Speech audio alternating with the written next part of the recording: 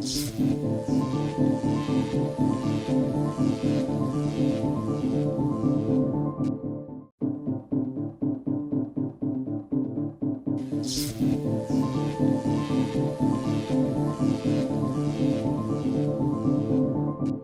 buena noche, un gusto como lunes de cada 15 días. En este su espacio Coyuntura MX, hoy hablaremos de un tema internacional y que nos compete también a quienes tienen interés por la política, no nada más de México, sino también de América Latina. Y es un gusto darle la bienvenida a nuestra invitada especial, la doctora Fanny Maidana. Ella es doctora en Ciencias Políticas. Bienvenida, muchísimas gracias. Muchas gracias por la invitación. Y Buenas como noches. cada 15 días, el maestro Saúl Molina Mata, quien preside la MISIP en Tlaxcala y quien, junto con Imagen, producen Coyuntura MX. Bienvenido, maestro. Gracias, mi querido amigo Manolo. Muy buenas noches a todos, los saludo a la distancia. Y hoy, como acertadamente lo dices, tenemos un programa internacional. Tenemos una invitada muy especial, quien además de ser del hermano país de Argentina, su especialidad precisamente en el doctorado es en ciencia política.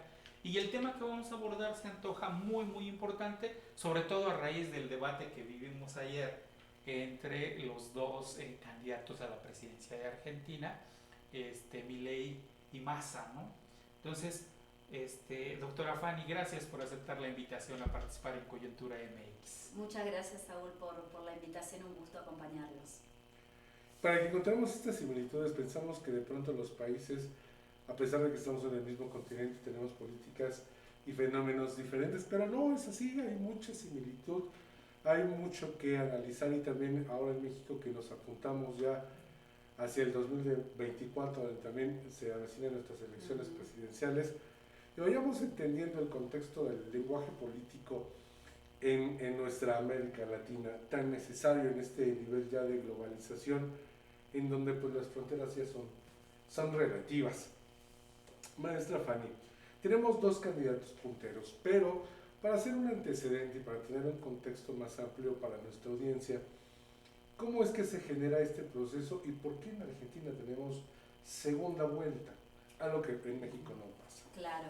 Bueno, Argentina tenía un sistema presidencial con una duración muy similar, de hecho igual a la de México, hasta el año 1994, cuando se produjo una reforma constitucional que adoptó el sistema que actualmente está en vigencia.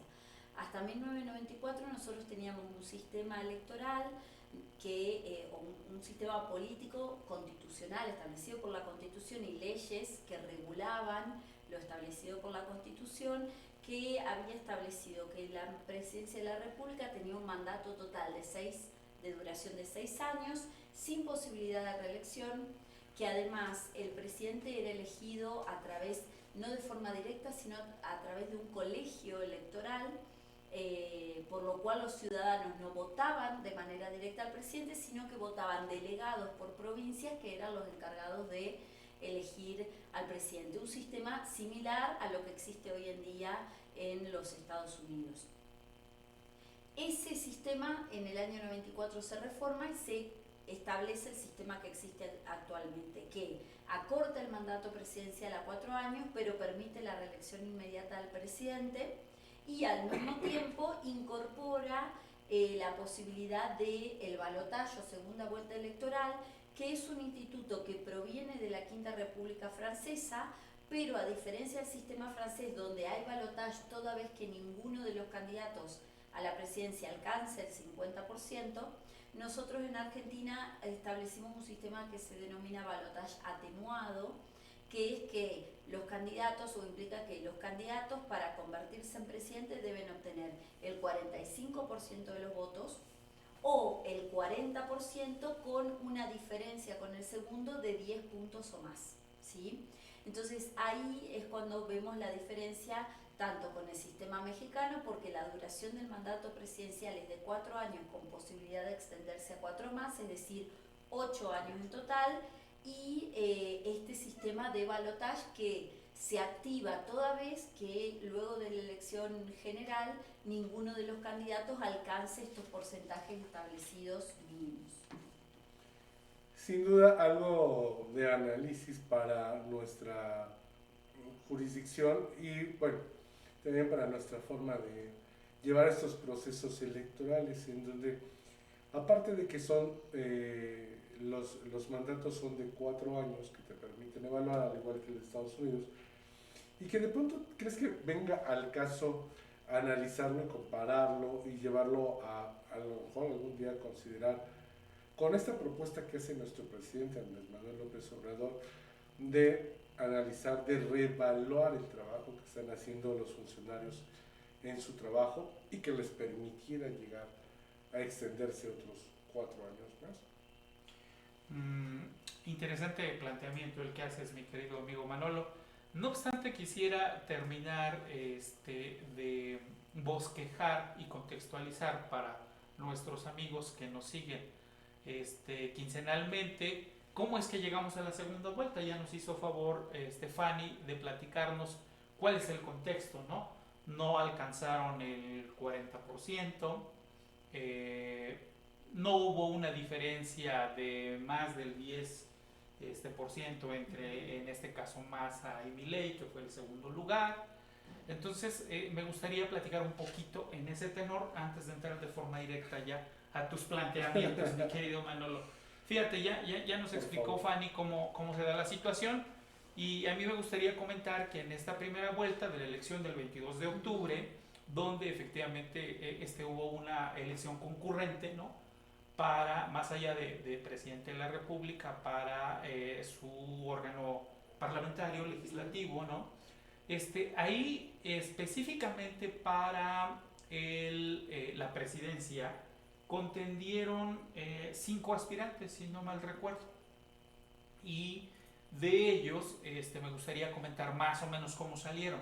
Fíjate, participó Sergio Massa, que es un abogado propuesto por la Unión por la Patria, ¿no? Que además es ministro de Economía, creo que actualmente, cosa que me llama la atención y ya haré algunas reflexiones al respecto más adelantito. Pero fíjate que él en esta primera participación obtiene un poquito menos de 10 millones de votos, 9.8 millones, ¿no? Para cerrar cifras, ¿no? Y lo cual nos da un 36.7% de participación, es decir, no alcanzó el 40%. Bueno, en el caso de Javier Milei, que también participa, que además de ser economista es docente, o por lo menos así lo dice su biografía, él lo postula La Libertad Avanza, ¿no? Y él obtiene en números cerrados 8 millones de votos, ¿no? Lo cual representa un 30% de participación respecto del padrón electoral. Y también participa Patricia Bullrich, ¿no? Por Juntos por el Cambio, que alcanza un 23% más o menos del padrón electoral, con 6.3 millones de votos. Y también se suma en esta contienda Juan Schiaretti, no sé si lo pronuncié bien, Schiaretti, ¿no? Por Hacemos por Nuestro País, alcanzando 6.3% del padrón y apenas con 1.8 millones, ¿no? Pero quien sí me llama la atención es Miriam Bregman, con 722,000 votos. 722,000 votos por el Frente de Izquierda y Trabajadores, ¿no? Representando esta cantidad de votos, apenas el 2.6% de participación.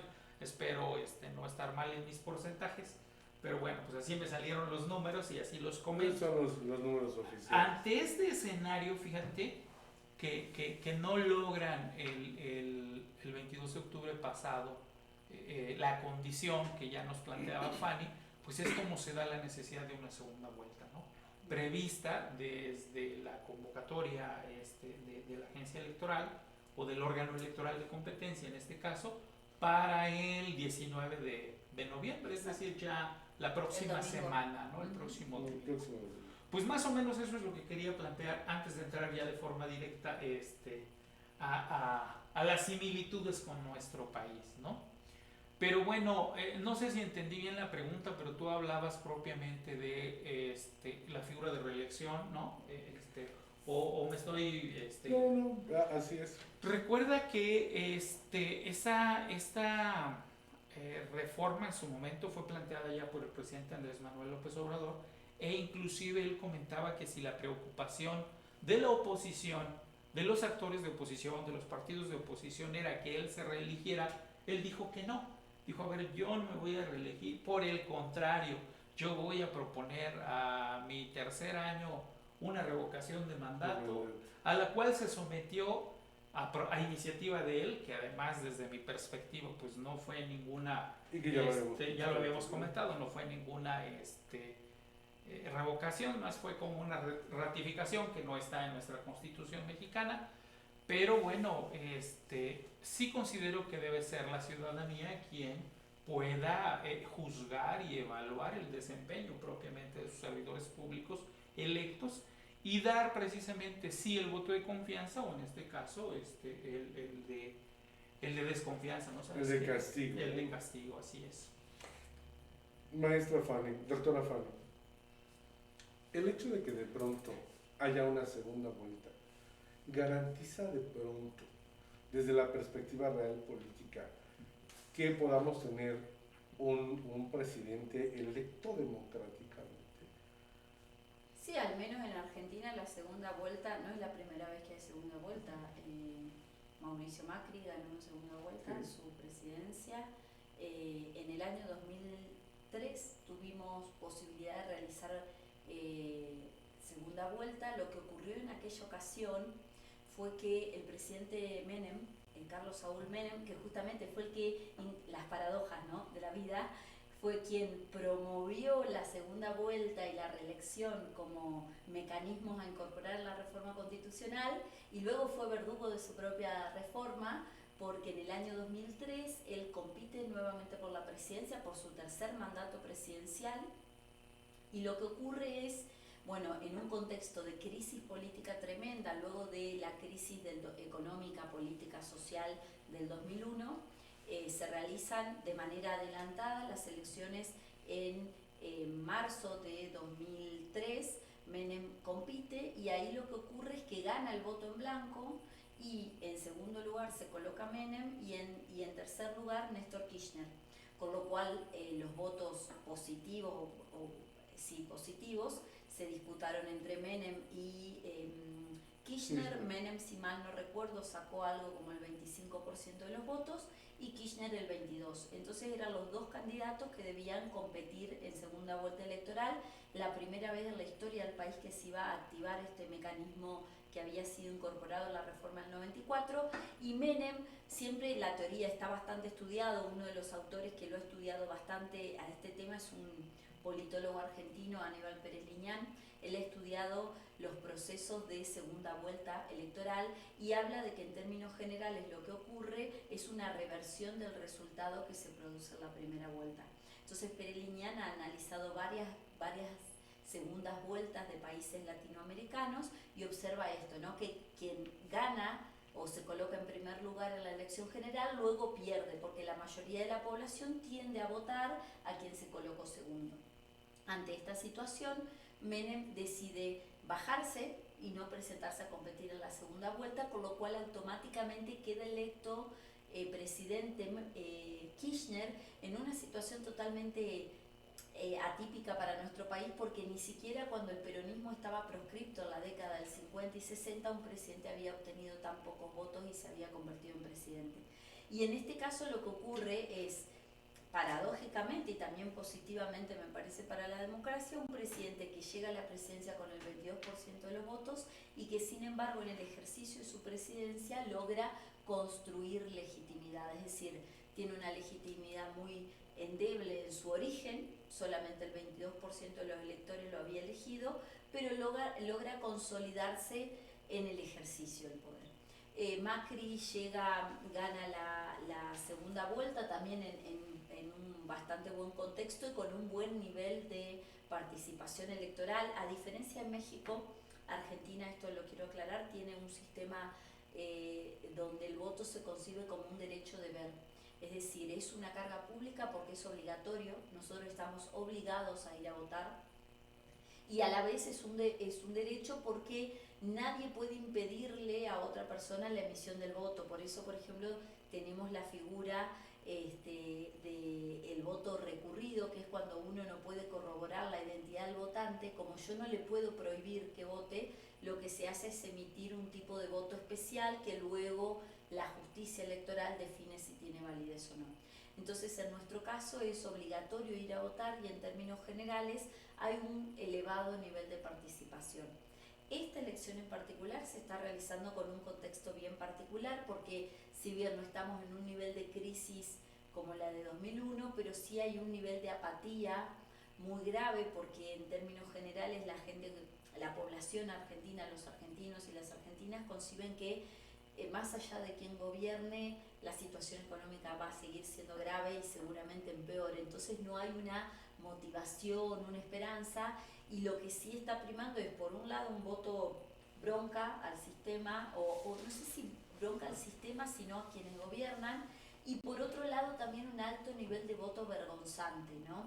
De estas personas que en los dos casos o van a votar a Massa, pero como justamente es el ministro de Economía que está gobernando una economía que está en el 120% de inflación interanual, entonces mucha gente prefiere no decir que lo va a votar porque le da vergüenza, porque no quiere discutir con quien no comparte esta posición, y hay muchos que también votan a Milei y prefieren no decirlo porque también les da vergüenza la característica del personaje. Nosotros en Argentina ya en varias ocasiones, con Menem nos pasó lo mismo, ¿no? Mucha gente ganó su reelección en el 95 y cuando uno pregunta, no, nadie lo había votado, y en el 2003 salió primero y también no, ¿cómo puede ser que Menem? Pero bueno, salió primero, considerando los votos positivos. Así que es un contexto que también dificulta muchísimo la posibilidad de poder evaluar cuál va a ser el resultado, porque las encuestas no están funcionando en términos generales. Hay por ahí en cada elección una o dos encuestadoras que se acercan a los resultados finales, pero en líneas generales no está funcionando el sistema de muestreo que están utilizando. Y bueno, es una incógnita ver qué es lo que va a pasar, porque 1 de cada 3 votantes de las generales tienen que redefinir su voto.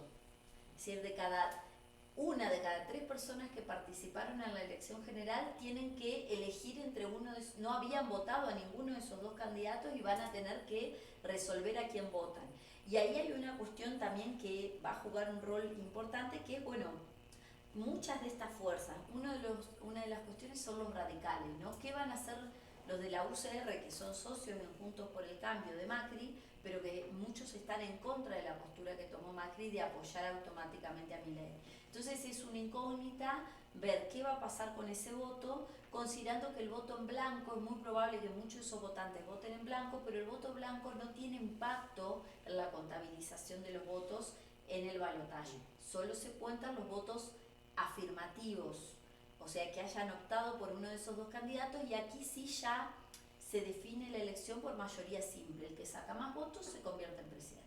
Con lo cual, si hay un elevado nivel de voto en blanco, haría que estuviéramos en una situación bastante similar a la de la suspensión del balotaje de 2003, porque quien gane, si hay mucho voto en blanco, va a tener un bajo porcentaje de aceptación entre la ciudadanía, ¿no?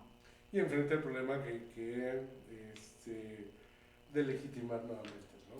Claro, va a ser legal, pero no va a ser legítimo. Claro, ¿no? sí. Ahí van a decidir las minorías, digamos. Sí, no, y también lo que va a ocurrir, ahí va a jugar mucho la capacidad de construir consensos, y es donde a mí me parece que se ve la clara dificultad que tiene Javier Milei en esto. ¿Por qué?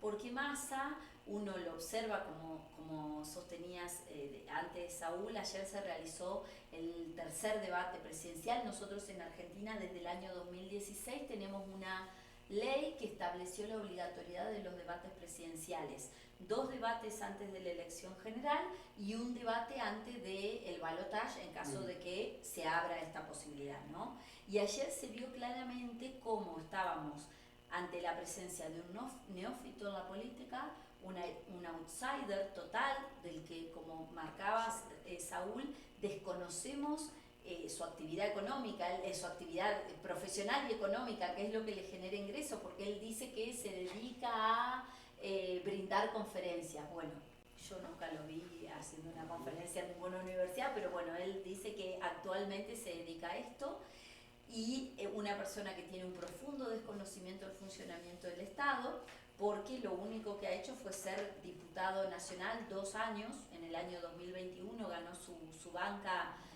como diputado nacional representando a la ciudad de Buenos Aires, y una persona que uno puede cuestionar su origen, sus modos, su política como ministro de Economía, pero que ayer dejó muy claro que se trata de un político profesional, de una persona que hace muchos años tiene vinculación con el Estado, que conoce, y que antes de ser ministro de Economía de este gobierno, Massa era el jefe de, el presidente de la Cámara de Diputados. Entonces también ahí se vio claramente su habilidad para negociar con los distintos bloques, alcanzar las mayorías, y además forma parte de un partido tradicional como es el Partido Justicialista, que entiende muy bien cómo funcionan las dinámicas institucionales de la Argentina, al igual que el radicalismo, que es el otro partido tradicional de Argentina. Con lo cual también me parece que ante este desafío de tener que construir legitimidad, porque también la ciudadanía, muchas veces pasa que, creo que aquí en México debe pasar, ¿no? Llega un nuevo gobierno y la ciudadanía le da como unos meses de esa luna de miel, decimos, bueno, tenemos paciencia. En Argentina estamos medio complicados en esto. Me parece que gane quien gane, el margen de paciencia y de luna de miel va a ser muy breve. Entonces también ahí se van a tener que activar mecanismos que permitan construir consensos, diálogo, y ahí me parece que el que está bastante mejor parado es Massa, que habla de un gobierno de unidad y que tiene mucha experiencia en esto, y además tiene bloque, ¿no?, de diputados, de senadores, cosa que Milei está bastante más flojo, tiene apenas 8 senadores y menos de 30 diputados, con lo cual, bueno, está en una situación bastante limitada en su posibilidad de construir mayoría si no dialoga, ¿no? Digo, está experimentado también en México que quien llega a un gobierno con esta idea limitada, ¿no?, del manejo gubernamental, y con una fantasía de algunos trenes, de algunas bocas, de algunas cosas, resulta que termina enredándose, no progresa y se convierte en solo un sueño y en gastos excesivos.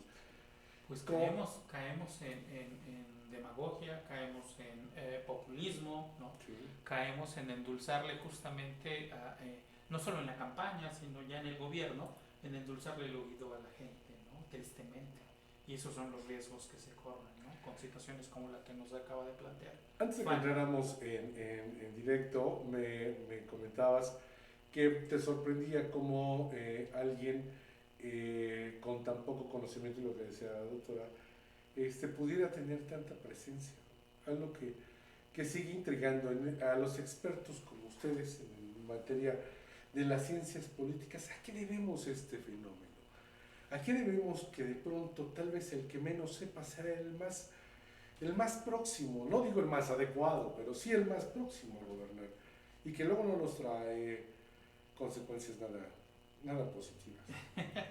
Yo creo que los críticos dicen que al manejo de redes, ¿no?, la manera en que manejó su imagen, hacia quién iba dirigido, el mercado que trató de captar, pero eso es lo que nosotros vemos de fuera. Inclusive en el debate por ahí alguien decía que había logrado su posicionamiento más como estandopero que como político, ¿no?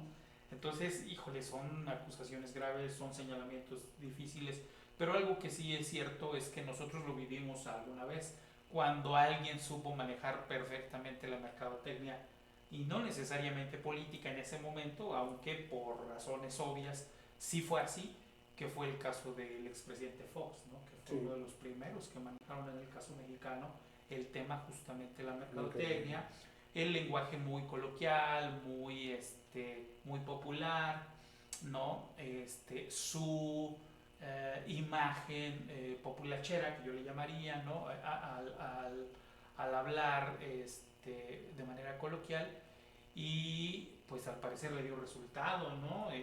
Fue el primer caso de transición que tuvimos en nuestro país en el año 2000, ¿no? Sí.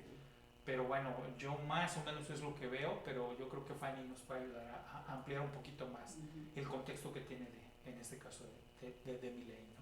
Sí, más allá del manejo de redes, que hoy en día me parece que no se puede pensar la política sin... O sea, la política en los últimos años se ha transformado, pero violentamente podría decir, ¿no? No es absolutamente nada que ver a la política de la década del 80 y del 90, ni siquiera la misma política del 2010, ni del... No, totalmente otra política. Pero además es post-pandemia, ¿no? Por la importancia de los medios, me parece, de los medios de redes, ¿no? Claro. Me parece que eso cumple un rol fundamental, lo vemos en campañas, pienso, ¿no? Obama en 2008 revolucionó la forma de hacer campañas. Creo que desde ahí en adelante está marcado el hito, la forma de hacer campañas, de convocar seguidores de militancia, de recaudar fondos. Y desde ahí todo se fue transformando. Tenemos otros ejemplos excepcionales de políticos que outsiders, muchísimos en la región, pero recientemente hay que pensar también, llegó Trump a la presidencia de los Estados Unidos, que viene desde el mundo de la economía y de los negocios como Javier Milei, llegó Bolsonaro a la presidencia en Brasil, por citar dos casos que apoyan a Milei en Argentina, ¿no? Llegó Piñera a la presidencia en Chile, también viniendo de un ámbito muy poco vinculado a la política, podríamos pensarlo más como proveniente de un grupo de presión en función de sus intereses económicos que de la política partidaria y activa y militante, y sin embargo llegan a la presidencia de la República. Y entonces me parece que también eso nos plantea, y esto ya lo veo más desde la propia política y en términos de replantear el rol de los partidos políticos y sobre todo de las élites políticas, ¿no? Me parece que la aparición de estos personajes tan coloridos está vinculada con una separación de las élites políticas de lo que en realidad le está pasando al ciudadano de a pie, ¿no? En Argentina esto se nota mucho, ¿no? La clase política vive en un mundo, sobre todo lo vimos en esta campaña, ¿no? Mientras la ciudadanía está sufriendo una inflación interanual del 120% y una inflación mensual que ronda entre el 10 y el 12%, políticos se van a Marbella y alquilan un yate, ¿no? Frente a gente, al 50% de la población que no puede comer, ¿no? Que está bajo la línea de pobreza. Con lo cual me parece que ahí hay una escisión entre el rol que verdaderamente deberían cumplir las élites políticas, y aquí lo hablo de todos los partidos, sin importar si sea partido gobierno o oposición, y lo que la gente espera de esa clase política. Y esto lo vemos claramente en Argentina porque nosotros tenemos en Argentina 3 momentos electorales. El del balotaje va a ser el último, pero tuvimos en agosto las elecciones primarias. Y si uno mira el resultado de las elecciones primarias, fue un gran llamado de atención para la clase política, porque el que ganó la elección primaria fue Javier Milei, el candidato que sacó mayor cantidad de votos, mientras que Massa, yendo solo, sin tener competencia interna en su partido La Libertad Avanza, mientras que Massa tenía una interna y sumado los 2 candidatos de Unión por la Patria, apenas alcanzaron el 27%, con lo cual Massa no solamente logra captar todos los votos de su oponente interno, Massa solo saca el 22%, su oponente interno el 5%, sumaban el 27%. Tercer lugar, Massa, Milei primero. Me parece que eso fue un gran llamado de atención y vemos cómo en la elección general el votante dice, bueno, no, te di este mensaje, pero luego gente que no fue a votar en la primaria va a participar y dice, no, yo no quiero que gane Milei, lo voy a votar a Massa. Y Massa aumenta 10 puntos entre una elección y la otra, ¿sí? Entonces, me parece que también y los aumenta en muy corto tiempo, ¿no? Digo, dos meses. Sí, en menos de 2 meses, sí, 2 meses. Yo quisiera hacer unas reflexiones aquí, Fanny, en torno a la cantidad de partidos políticos, en torno a lo que dijiste del voto obligatorio, sí, ¿no? y en cuanto también a la posición de servidores públicos, que aquí en México no es posible, no está permitido por ley, aunque creo que excepcionalmente en este proceso electoral que se avecina, pues sí se vio. A ver, la primera, comentabas muy puntualmente que en el caso de Argentina el voto, además de ser un derecho, es una obligación. ¿Qué pasa a quien no vota? ¿Hay sanciones? Porque creo que hay excepciones con los de 16 a 18, con los de más de 70, no lo sé. Pero en términos generales, ¿qué pasa si no vota un ciudadano? Claro, nosotros lo que tenemos es un sistema donde el voto es obligatorio de los 18 a los 70 años inclusive. A partir de los 71 y las personas de 16 y 17 años tienen un voto facultativo. ¿Qué quiere decir esto? Aparecen en el padrón nacional que elabora la Justicia Nacional Electoral, la Cámara Nacional Electoral particularmente, pero su voto es facultativo, es decir, van si quieren, no están obligados, si faltan no hay ningún inconveniente. ¿Qué pasa entre las personas que tienen entre 18 y 70 años? Aquí el voto sí es obligatorio y, digamos, la paradoja que se genera es que la sanción establecida la fija una ley de la década del 80, donde si hoy nosotros debemos considerar cuánto es, la multa es una multa irrisoria. Entonces, la gente que no va a votar, de hecho, puede hacer una excusación. Hay excusas para no ir a votar, por ejemplo, cuestiones de salud, de estar internado. Si uno está a más de 500 kilómetros de su domicilio, por cuestiones personales, laborales, familiares, debe acercarse a la policía, hacer una exposición y luego esa exposición se sube a una página web que establece la Cámara Nacional Electoral para hacer la excusación de la ausencia en el día de la votación. Ahora, ¿qué pasa si yo no voy porque no quise? La multa, y entonces no puedo justificar mi ausencia, la multa es ínfima, entonces lo que suele ocurrir es que se generan algunas restricciones al momento de hacer otros trámites vinculados al Estado Nacional. Por ejemplo, quiero renovar mi pasaporte o sacar por primera vez mi pasaporte y tengo ausencias reiteradas en el proceso electoral, lo que suele ocurrir es que no se expide, ni siquiera no es que no se expide, no se deja iniciar el trámite de pasaporte hasta que uno no presente el libre deuda y efectivamente pague todas estas ausencias que ha tenido en los procesos electorales, pero la práctica no tiene demasiada gravedad. A veces también se le generan inconvenientes a personas que quieren concursar para cargos públicos y han tenido inasistencias injustificadas. Bueno, tienen que pagar la multa, pero si uno presenta libre deuda puede continuar en el proceso. No representa un mayor problema. No, para nada. Otra de las inquietudes que me surge a raíz de lo que estabas comentando y que sí me gustaría para seguramente muchos de nuestros estudiantes nos estarán mirando, si no lo hacen ahora mismo, seguramente en días posteriores o en un momento posterior, porque nuestro programa se queda anclado en la plataforma. Exactamente, se queda anclado.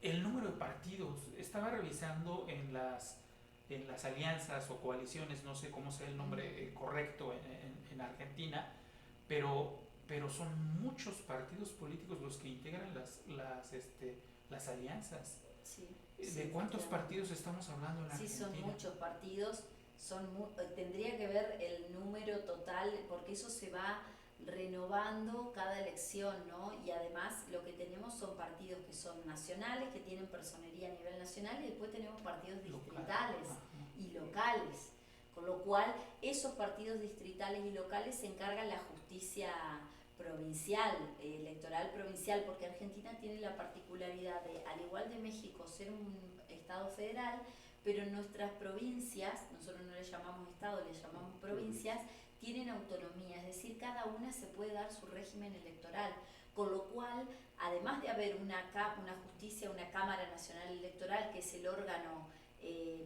electoral superior a nivel nacional, también hay justicias electorales a nivel provincial, que estas son las que regulan las inscripciones de partidos provinciales y locales, con lo cual además de todos los partidos nacionales, también hay partidos de nivel jurisdiccional y local, así que es muy amplio el panorama. La particularidad que tiene Argentina, a diferencia de México, es que esta reforma de la Constitución del año 94, en su artículo 38, establece el carácter de los partidos políticos como instituciones fundamentales de la democracia. ¿Esto qué implica? Que no se puede ser candidato a nada si no se es en el marco de un partido político. No es como aquí que se admiten las candidaturas independientes. En Argentina esa figura no existe. Uno es candidato por un partido. De hecho, hay una frase muy tradicional de nuestra expresidenta Cristina Fernández de Kirchner que dijo, bueno, si a ustedes no les gusta como yo gobierno, armen un partido y ganen las elecciones. ¿Sí? Ella misma llamó a que armen un partido y le ganen, porque en nuestro país solo se puede competir por cargos públicos en el marco de un partido político. Lo que ocurre es que hay muchos partidos, pero estos partidos, como bien decía Saúl, forman frentes electorales, alianzas electorales, coaliciones electorales. Y de hecho, por ejemplo, si uno observa, en las elecciones primarias del mes de agosto se postularon un total de, presentaron lista un total de 15 frentes que llevaron 27 candidatos, es decir, en promedio, más o menos, cada frente llevó 2 listas internas para competir. Pero si nosotros observamos, eso fue en las PASO, 15 frentes, 27 candidaturas a presidente. En las generales, como bien indicaste, Saúl, solamente 5 participaron. ¿Por qué? Porque las primarias establecen que se pueden presentar a competir todos aquellos partidos que hayan conformado frente, o sea, los partidos, el calendario electoral argentino es bastante largo, comenzó el 25 de abril de este año y finaliza el 1 de febrero del año que viene, son casi 10 meses de calendario electoral. Primero los partidos tienen que validar su personería, sus papeles, que tienen orden, que tengan los avales, que hayan rendido cuenta de los fondos públicos que se le destinan para financiar sus actividades, y luego se presentan las alianzas o frentes electorales, conformadas por distintos partidos, se presenta un estatuto donde acuerdan cómo se van a repartir las bancas, qué aporte va a realizar cada uno. Ahora, ¿qué es lo que ocurre? Las PASO hacen que, por ley está establecido esto, todos aquellos frentes y partidos que en las PASO no alcancen el 1,5% de los votos válidamente emitidos, no puedan participar en la elección general. Entonces, si nos fijamos, en las PASO participaron 15 alianzas, frentes y partidos. En las generales solo 5, con lo cual 10 no alcanzaron el mínimo establecido por la norma nacional, sancionada en el año 2009 durante el gobierno de Cristina Fernández de Kirchner, que creó las PASO, habilitó la competencia de todos aquellos que quieran competir, pero estableció un piso electoral. Quien no pasa el 1,5 no participa en la general. Entonces vemos cómo pasamos de 15 a solo 5. Dos tercios quedaron fuera. No pierden personería, no pierden inmediatamente, pero lo que ocurre es que, bueno, si no logran sostener esa alianza, puede pasar que pierdan personería, obviamente, y si no logran sostener los afiliados, sí, eso ocurre. ¿Y también reciben presupuesto público? Se reciben presupuesto público en 2 sentidos. Como les decía, este artículo 38 establece que el Estado debe financiar a los partidos y que los partidos deben rendir cuenta de los fondos que reciben. Entonces, hay como también derecho de ver, soy institución fundamental de la democracia, recibo dinero, pero debo rendir cuentas. Los partidos reciben dinero, por un lado, para solventar sus actividades, deben rendir cuentas, y por otro lado, en época de campaña también hay una ley que financia, esta misma ley que crea las PASO estableció un financiamiento de campaña que fija un presupuesto que para publicidad electoral que se reparte un 50% de manera equitativa entre todos los partidos que han sido reconocidos por la justicia electoral para competir. Cuando digo partidos, son partidos políticos o frentes electorales creados para este fin, y el otro 50% se reparte de manera proporcional en función de la cantidad de votos que haya obtenido el partido frente a la elección anterior.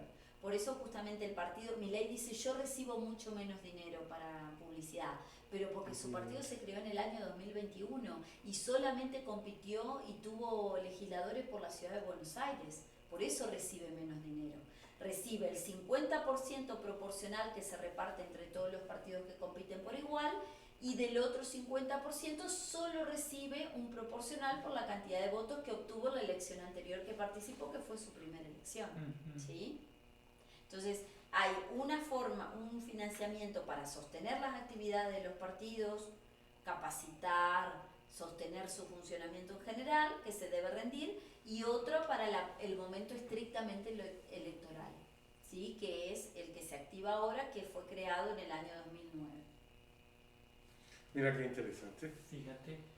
Y la última inquietud que me surge y que amenacé hace un ratito con que lo iba a plantear, el tema de si están ocupando cargos públicos en el momento, pueden ser candidatos sin restricción alguna. ¿Cómo le hacen precisamente con la separación de los recursos? Si son sancionados, no son sancionados, son observados, no son observados.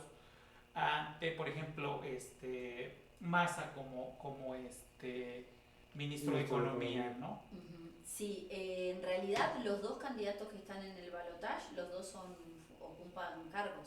Milei es diputado nacional, Massa es ministro de Economía, con lo cual los dos estarían en igual condición, ¿no? Uno en el Poder Ejecutivo, el otro en el Poder Legislativo, pero ocupando cargos.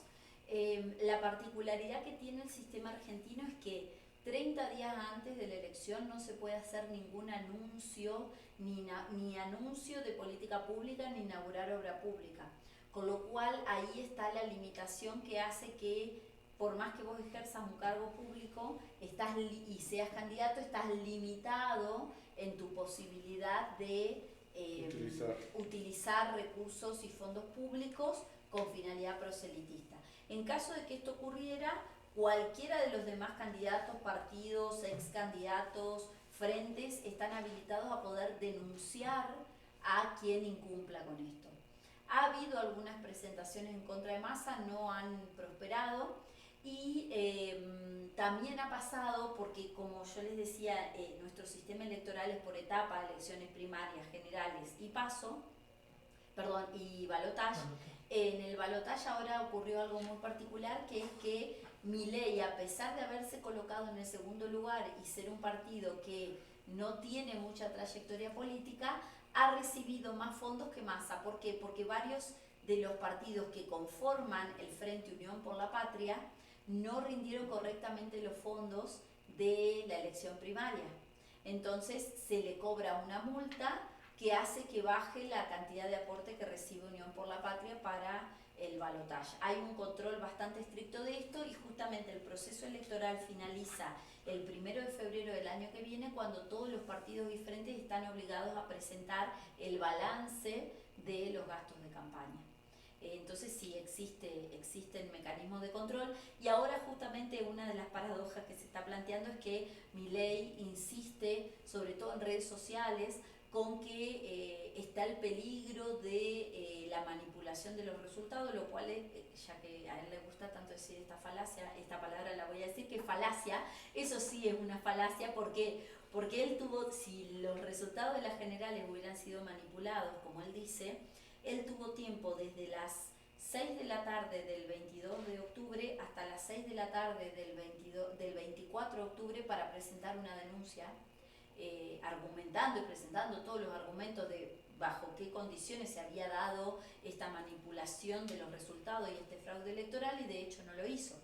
Con lo cual volvemos, ¿no?, a este esquema muy parecido a Trump y muy parecido a Bolsonaro de denunciar el carácter fraudulento del proceso electoral cuando pierdo, porque en las PASO no denunció que era fraudulento, y el mecanismo de contabilización de los votos fue exactamente igual. Lo denunció cuando salió segundo, cuando el resultado no fue el que esperaba.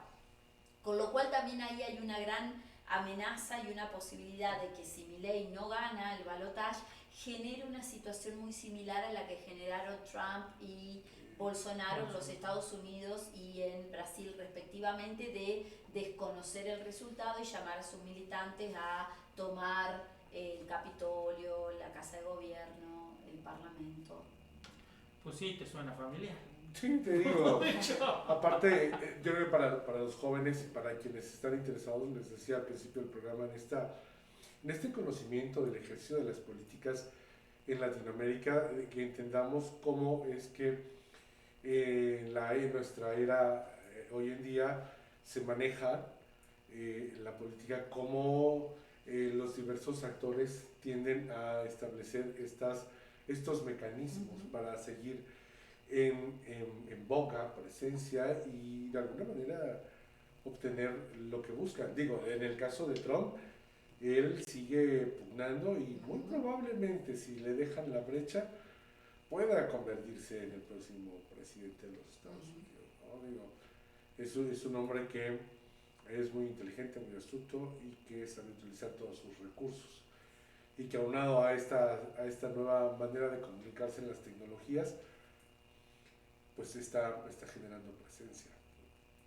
Sin duda, algo muy interesante conocemos de cómo el mecanismo electoral en Argentina tiene muchas cosas a considerar y a observar y que nos dejan una buena idea, ¿no? Para, sobre todo esta regulación en los partidos, no importa que sean muchos, ¿no? Que entren en cuenta. Lo que alguna vez platicábamos con el doctor Norberto, le mandamos un saludo a la distancia, se le extraña, doctor, que no importa que haya tantos partidos, lo que importa es que rindan cuentas, que se transparenten los recursos con los que se trabaja y nuestra democracia siga avanzando.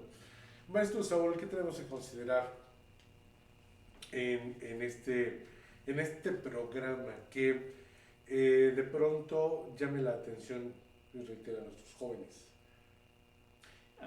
Yo creo que hay una situación importante y ahorita que hablaste de Norberto, también saludos mi estimado y querido amigo Norberto, ves que él en varios foros, en varios programas, también ha reiteradamente dicho que el voto es importante que se vuelva obligatorio en el caso mexicano. Sí, claro. ¿Recuerdas que lo ha comentado sí, varias veces? No sé si sea un mecanismo de incentivación o no, pero lo cierto es que si ya tiene el carácter obligatorio, pues ya no hay como para dónde te hagas, ¿no? Pero bueno, yo siempre he comentado a nuestros seguidores, a nuestros estudiantes, a nuestras nuevas generaciones, que es importante participar. Esto es indudable. Si nosotros queremos ver la posibilidad de un cambio, pues tenemos que cambiar nuestras propias actitudes y conductas sin soslayar, sin mirar con indiferencia la situación política de nuestra comunidad, de nuestro municipio, de nuestro estado, de nuestro país, en el caso mexicano, ¿no? Y por supuesto algo que es muy importante y que ya comentaba Fanny al inicio del programa, el análisis de las propuestas.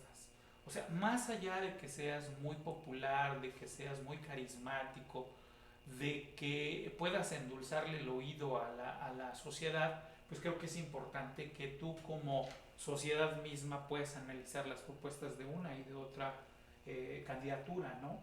A mí me llama mucho la atención algunas propuestas que hace Milei, por ejemplo, en el tema de la economía, donde habla de justamente dolarizar la economía, donde habla precisamente de la eliminación del Banco Central, acusando que el propio Banco Central es el culpable de la inflación, ¿no? Habla también de la eliminación de subsidios, habla de algunas situaciones de reforma en las que tú piensas y dices, ah, caray, no sé si sean meramente mensajes electoreros o de ganar, si realmente lo hace, ¿qué pasaría con Argentina, por ejemplo, ¿no? Por otro lado, también me llamó mucho el tema de esa reforma, porque habla de reducción del gasto público, reducción de los impuestos, eliminación de las regulaciones fiscales, cosas así que me llamaron mucho la atención, pero hay algo que también llama poderosamente mi atención porque no conozco la estructura orgánica de la administración pública o del gobierno en el caso de Argentina, pero habla de una propuesta de un ministerio de capital humano que incluya 4 secretarías: la de salud, la de educación, la de niñez y familia y la de mercado de trabajo.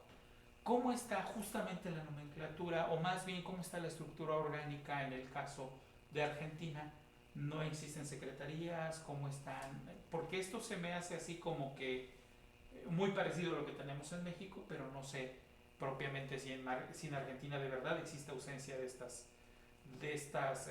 dependencias. No, por el contrario, Saúl, lo que ocurre es que Milei lo que sostiene es que en este proceso de achicamiento del Estado, porque él lo que sostiene es que el Estado, que ahí también está la paradoja, ¿no? Yo voy a gobernar algo que desprecio, ¿no? Me propongo para gobernar algo, desde la antipolítica hago política. Una paradoja. Porque, ¿qué es lo que él sostiene? Que el Estado es un Estado que hay que achicarlo, y por lo tanto lo que él propone hacer es reducir la cantidad de ministerios y solamente que haya 4 ministerios. Todas esas secretarías que vos nombrás que compondrían o que integrarían el Ministerio de Capital Social, hoy en día son ministerios individuales. Digo, está el Ministerio de Trabajo, el Ministerio de Desarrollo Social. Sí, dentro de Desarrollo Social está la Secretaría de Niñez y Familia, SENAF. Son ministerios independientes al día de hoy, que él lo que propone es hacer como mega ministerios, ¿sí?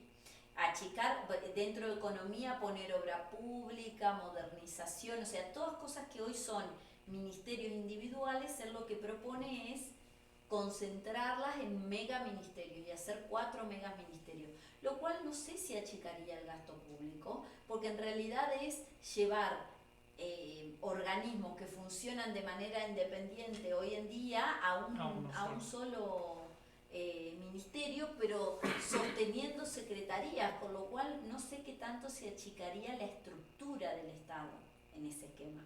Nuevamente insisto con algo que hablamos al principio, ¿no? Se observa claramente esta cuestión de el desconocimiento de algunos mecanismos de funcionamiento que tiene el Estado Nacional en Argentina, y la poca precisión en el anuncio. Creo que los 2 candidatos son bastante imprecisos en el anuncio de sus propuestas, pero las propuestas de Milei, como son bastante más extremas, me parece que tendrían que profundizarse un poco más, y no hay demasiada explicación. Una cosa que vos no mencionaste, Saúl, pero que está generando bastante debate, tiene que ver con un nuevo sistema que él propone tanto para la salud y para la educación. Bueno, nosotros en Argentina tenemos educación gratuita desde el jardín de infantes hasta la universidad, hasta el título de grado.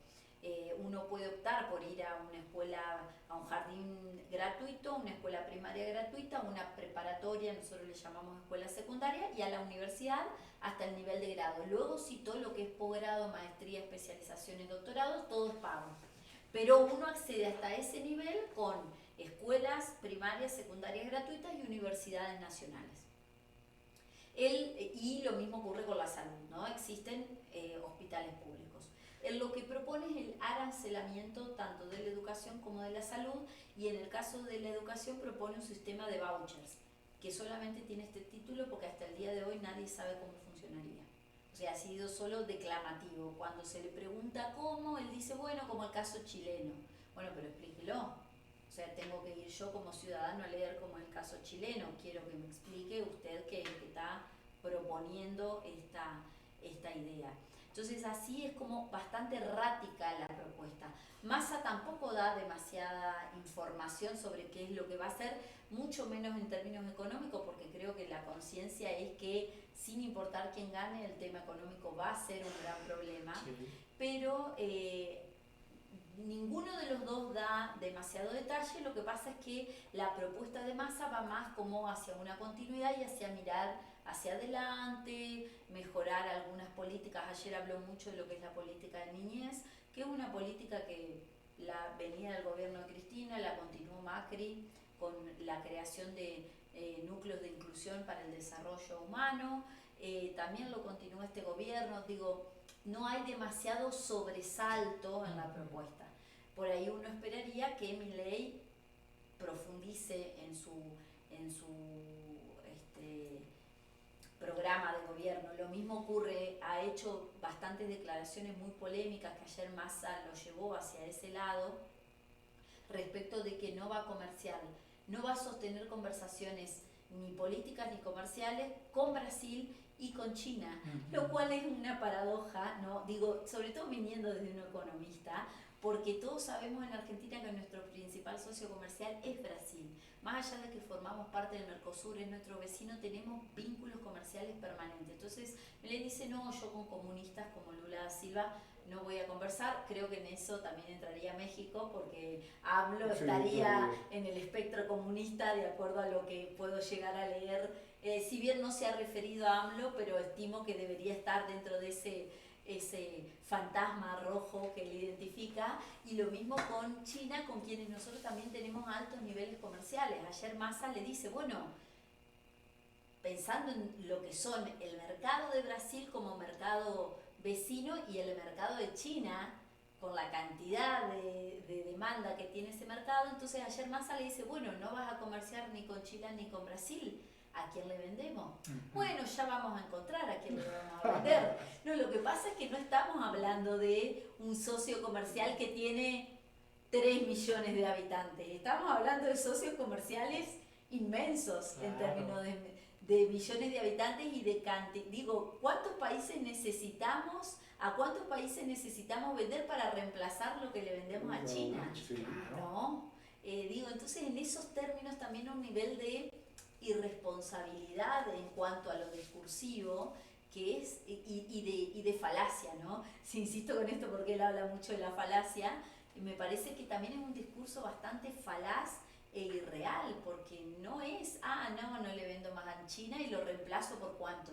140 países necesito para reemplazar el mercado comercial chino. Sí, porque efectivamente, sí. Si no le vendo a ellos, le vendo a otro. Claro, sí, que le vendo a otro, pero necesito un montón de países para reemplazar a China y a Brasil. En esta competencia mundial y donde de pronto la calidad, la competitividad son una constante, es muy complicado. Sí, donde tenemos vecinos como Uruguay y como Brasil, que tranquilamente venden productos muy similares a lo nuestro, con una buena calidad como los nuestros. Digo, Uruguay se ha enfocado, sin importar quién gobierne, porque gobernó Pepe Mujica, que fue comunista en la década del 70, gobernó y ahora está gobernando un partido totalmente distinto, y la continuidad en esta política de inserción del Uruguay en el comercio mundial no se ha alterado, sin importar quién gobierne, y de hecho Uruguay ha mejorado sus exportaciones frente a la caída sistemática de las exportaciones de Argentina debido a, las políticas que llevan al desincentivo de la producción, con lo cual no venderle a China implica perder un mercado que tranquilamente va a comenzar a ocuparlo Brasil y Uruguay y seguramente otros países más. Sí, la exclusión es grave. Pues el tiempo se nos ha agotado. La verdad es que esto es fascinante y podríamos también, como decimos muchas veces, pasarnos mucho tiempo.